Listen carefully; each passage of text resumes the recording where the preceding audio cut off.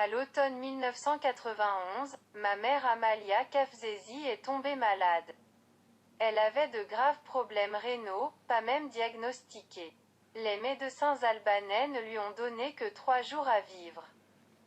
Elle a dû quitter le pays d'urgence. Mais ce n'était pas facile. Elle avait besoin d'un visa. Frère mon Robert était arrivé à Paris il y a quelques mois.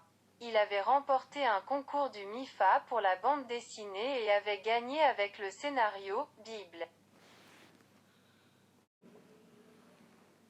J'ai parlé au Premier ministre Gramo Pachko pour voir la possibilité de faire de la dialyse.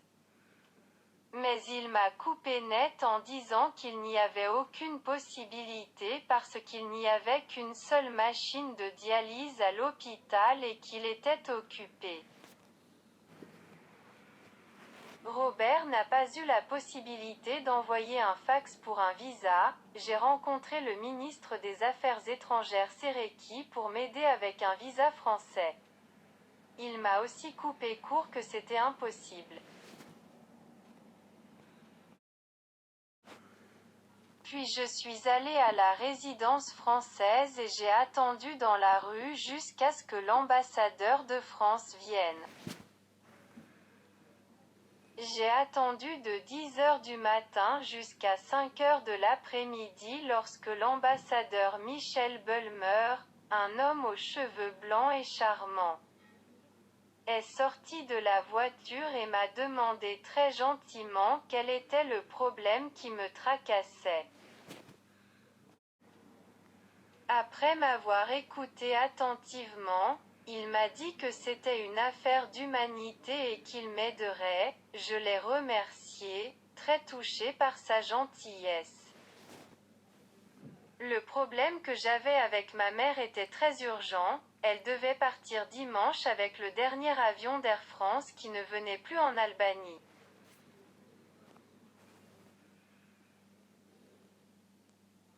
C'était jeudi, et j'étais très préoccupée de savoir si je pourrais obtenir mon visa pour Paris à temps et si je pourrais partir en avion dimanche.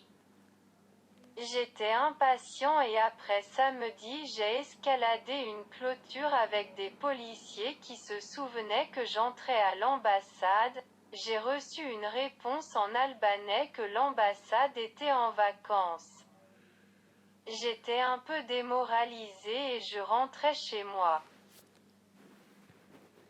Tout à coup le téléphone a sonné, c'est l'ambassadeur qui dans un langage laconique m'a dit de me présenter à l'ambassade pendant 20 minutes et puis je ne le trouverai pas.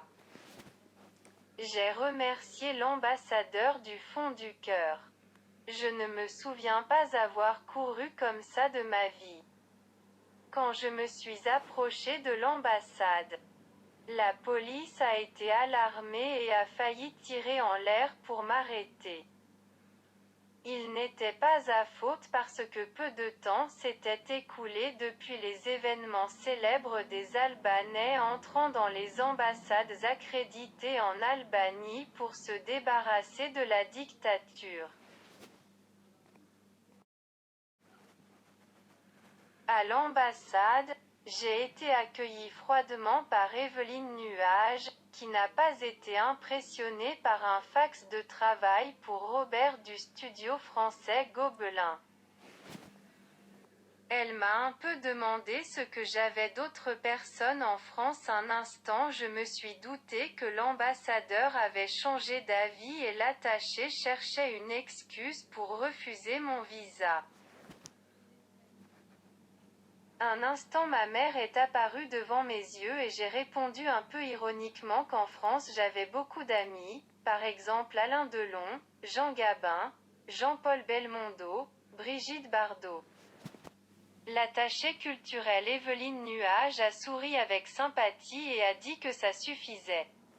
Elle a tamponné le passeport de ma mère et m'a escortée jusqu'à la porte. Il y avait toute une équipe de policiers qui m'attendait. Après que j'ai expliqué le problème avec ma mère, ils ont ri et m'ont souhaité un prompt rétablissement.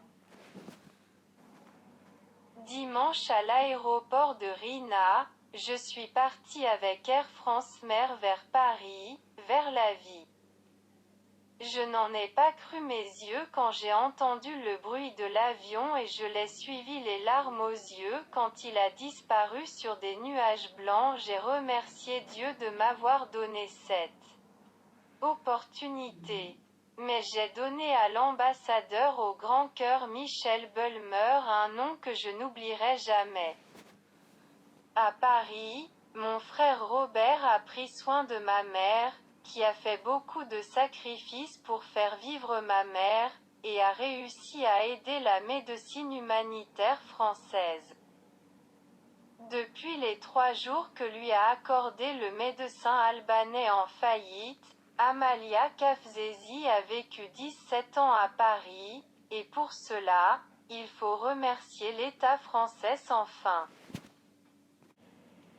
Même si cela ressemble à un long film que je regarde tous les jours, et je n'arrive toujours pas à croire qu'en 3 jours j'ai pu partir vers Paris vers la vie. Je sais que ce n'est pas mon crédit, mais celui de Dieu, et je vous remercie le profondeur de l'âme et je vous en suis éternellement reconnaissant. Merci. Amalia Kafzesi est décédée à Paris à l'âge de 82 ans à l'hôpital Georges Pompidou. Elle repose en paix au cimetière de Montparnasse. C'était le 22 février 2007. Souvenir inoubliable de notre mère bien-aimée qui a fait tant de sacrifices pour nous élever et nous éduquer.